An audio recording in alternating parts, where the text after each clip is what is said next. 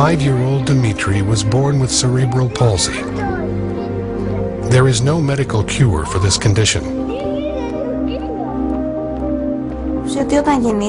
When Dimitri was born, the doctors told us he might never be able to walk, never be independent, that he would have, since this was a chronic disease, certain damage to his health that he might never recover from.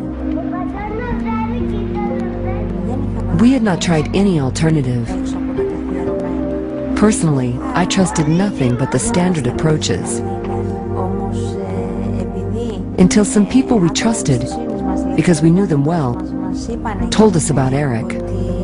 We think of healing as getting up out of wheelchairs, vision returning, hearing returning, cancers disappearing, all sorts of things. And these things happen. They happen. The idea initially was just to attend a seminar that might show us some ways to help Dimitri as a family. This little boy's parents came up and said, will I do a healing session after a presentation that I gave? And I said, well, they're closing the room, but let me finish signing these books and we'll get them to keep the room open for just a little bit longer. What's wrong? And they explained he had cerebral palsy. After the seminar was completed, they met for the first time, just for a short while, about 10 or 15 minutes. There's something in cerebral palsy that's very common where your feet, instead of your feet being able to be flat on the ground, the heel was up. So his heel would not be able to touch the ground. He was scheduled for surgery for that. He had to wear supports and braces. For him to be able to get up, he'd have to hold on to furniture or people's clothing. For him to be able to go down any steps at all, he'd have to sit down on the steps and push himself down a step at a time. And to go up, he'd have to crawl on his hands and knees. We stepped on the stage with Dimitri, put him on the bed that was there, and told him that he should stay calm and collaborate with Eric, and that nothing would happen that might bother him.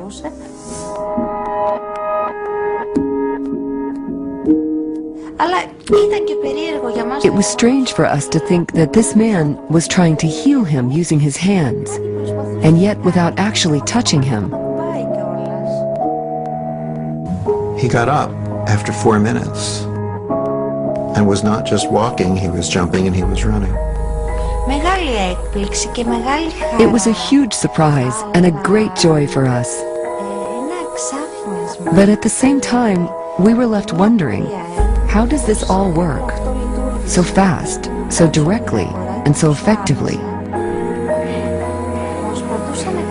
He was walking properly, not standing on his tiptoes. And there was no need for anyone to help him climb the stairs, which was what usually happened. Other children may naturally walk up and down the stairs every day, but Dimitri, until recently, was unable to do this. So accomplishing such things is very important for him. They brought him back down for another session. He had one hand that was closed. I didn't know. He looked at me in Greek. He said, look, I can open my hand. He was just 5. He said, it doesn't hurt anymore. He said, look, I can hold a glass and drink by myself.